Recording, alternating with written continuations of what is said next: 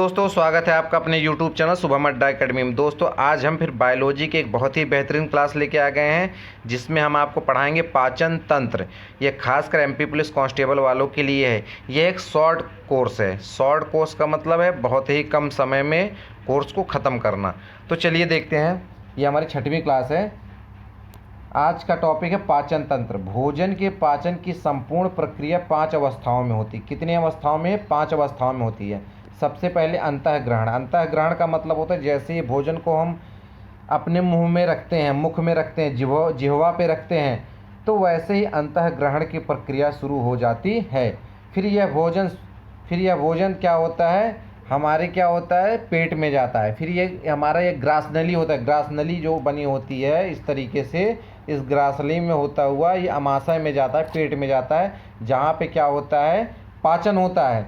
ठीक है, पाचन की प्रक्रिया होता है। फिर कुछ पाचन होने के बाद फिर वह जो भोजन होता है वो छोटी आंत में जाता है। छोटी आंत में उस भोजन में से जो आपका जल होता है उसका अवशोषण होता है। छोटी आंत से बड़ी आंत में जाता है। बड़ी आंत से क्या होता है, बड़ी आंत से क्या होता है, जो बच जाता है भोजन वह क्या होता है, मल परित्याग, अर्थात वह कहाँ चला जाता है, मल परित्याग के द्वारा शरीर से बाहर कर दिया जाता है। कुल मिला के भोजन सबसे पहले मुख में रखते हैं और वह सारी प्रक्रिया होते हुए भोजन का सारा अवशोषण होता है, भोजन का पाचन होता है, और भोजन से जितने विटामिन होते हैं, एंजाइम होते हैं, प्रोटीन होता है, उन सबको जब शरीर ले लेती है तो उसके बाद जो बचता है, लास्ट में जो बचता है, जो अपशिष्ट पदार्थ होता है वह मल परित्याग द्वारा शरीर के बाहर चला जाता है। चलिए देखते हैं अंतःग्रहण। अंतःग्रहण किसे कहते हैं? तो अंतःग्रहण का मतलब होता है भोजन को मुख गुहा में ले जाना। भोजन को मुख गुहा में ले जाना, मुंह के अंदर ले जाना ही अंतर्ग्रहण कहलाता है। ठीक है, मनुष्य में पाचन क्रिया निम्नलिखित अंगों द्वारा होती है। किसके द्वारा होती है? इन अंगों के द्वारा पाचन क्रिया होती है। किसके द्वारा? मुख गुहा के द्वारा। अंतःग्रहण का मतलब है भोजन को अंदर ले लिया, अंतःग्रहण। और पाचन की प्रक्रिया किसके द्वारा होती है? तो पाचन की प्रक्रिया हमारा मुख गुहा से ही शुरू हो जाता है। जैसे हम भोजन को चबाते हैं तो उसमें एंजाइम लार्ज होता है वह उस भोजन में मिल जाता है, जिससे कि भोजन पचने में बहुत ही ज़्यादा सहायता मिलती है। फिर मुख गुहा से यह भोजन नली, अर्थात ये जो हमारी ग्रास नली है उसमें जाता है। उससे यह भोजन अमाशय पेट में जाता है। पेट से यह भोजन छोटी आंत में जाता है। छोटी आंत से बड़ी आंत में जाता है। और इन सब में जब भोजन का अवशोषण हो जाता है, प्रोटीन, एंजाइम, विटामिन सब चीज़ें शरीर ले लेती है, तो उसके बाद जो लास्ट में बचता है वह मलाशय एवं गुदा के द्वारा मलाशय एवं गुदा के द्वारा क्या होता है, जब हम मल परित्याग करते हैं तो वह शरीर से बाहर चला जाता है। चलिए देखें भोजन का अवशोषण। तो भोजन का अवशोषण छोटी आंत में होता है। कहाँ होता है? भोजन का अवशोषण छोटी आंत में होता है। पचे हुए भोजन को रुधिर में पहुंचाना अवशोषण कहलाता है। जब हमारा भोजन पचता है अमाशय में, उसके बाद फिर छोटी आंत में वह भोजन आता है। पचने के बाद वहाँ अवशोषण होता है भोजन का अवशोषण होता है।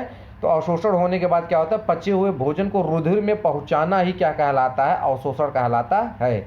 अब देखो क्या होगा, अवशोषित भोजन का शरीर के उपयोग में ले जाना स्वांगीकरण कहलाता है। जो भोजन पच जाते हैं, अवशोषण हो जाते हैं, उन अवशोषित भोजन का शरीर के उपयोग में, जहाँ उसका शरीर के जहाँ उपयोग होती है उस भोजन की, उस एनर्जी की, उस प्रोटीन की, उस विटामिन की, उन सब को, ठीक है, अवशोषित भोजन का शरीर के उपयोग में लेके जाने का काम ही क्या कहलाता है, स्वांगीकरण कहलाता है। आगे चलिए देखते हैं, आगे क्या है, अपच भोजन। अपच का भोजन, जो भोजन छोटी आंत में नहीं पच पाता है वो जाता है बड़ी आंत में पहुंचता है। कहाँ पहुंचता है? बड़ी आंत में पहुंचता है, जहाँ जीवाणु इसे मल में बदल देते हैं। किस में बदल देते हैं? मल में बदल देते हैं, और जिसे गुदा द्वारा बाहर निकाल दिया जाता है, मल परित्याग द्वारा बाहर निकाल दिया जाता है।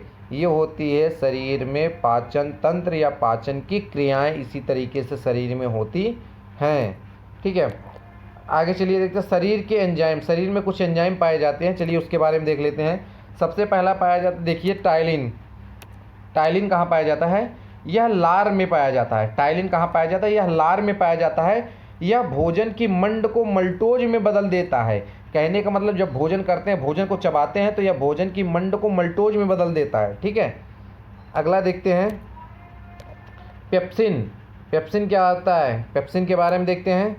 तो पेप्सिन यह आमाशय में, आमाशय मतलब पेट में, जठर ग्रंथियों से स्रावित होता है। पेप्सिन जो होता है यह पेट में से जठर ग्रंथियों से निकलता है। यह प्रोटीन को पेप्टोन्स में बदल देता है। किस में बदल देता है, तो यह प्रोटीन को पेप्टोन्स में बदल देता है। आगे चलिए देखते हैं, अगला है रेनिन। रेनिन यह आमाशय में जठर ग्रंथियों से स्रावित होता है। यह आमाशय में जठर ग्रंथियों से स्रावित होता है। यह दूध की प्रोटीन केसीन को कैल्शियम पैराकेसिनेट में बदल देता है। कौन, रेनिन। रेनिन क्या कहता है, यह आमाशय में जठर ग्रंथियों से ही निकलता है। यह दूध की जो प्रोटीन होती है, दूध में जो प्रोटीन होता है, और केसीन को कैल्शियम पैराकेसिनेट में बदल देता है। कौन बदलता है, रेनिन एंजाइम बदलता है। अब देखिए क्वेश्चन पूछता है रेनिन कहाँ से निकलता है, तो आप बताएंगे रेनिन आमाशय में जठर ग्रंथियों से स्रावित होता है। अगला चलिए देखिए ट्रिप्सिन। ट्रिप्सिन यह अग्नाशयी रस में पाया जाता है। किस में पाया जाता है, अग्नाशयी रस में पाया जाता है। यह प्रोटीन को पॉलीपेप्टाइड्स में बदल देता है। ठीक है, यह प्रोटीन को पॉलीपेप्टाइड्स में बदल देता है। चलिए आगे देखिए, अगला है लाइपेज। लाइपेज एंजाइम है, यह वसा को वसीय अम्ल एवं ग्लिसरॉल में बदल देता है।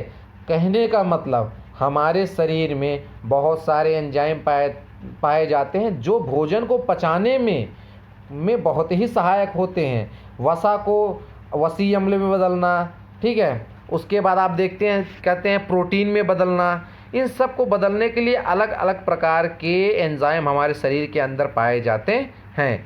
तो ये वीडियो अगर आपको पसंद आया तो इस वीडियो को लाइक करिए, शेयर करिए, हमारे इस चैनल को सब्सक्राइब करिए। आपके लिए मज़ेदार इंटरेस्टिंग वीडियो ऐसे ही बहुत ही शॉर्ट टर्म में लगातार आती रहेगी। तब तक के लिए धन्यवाद।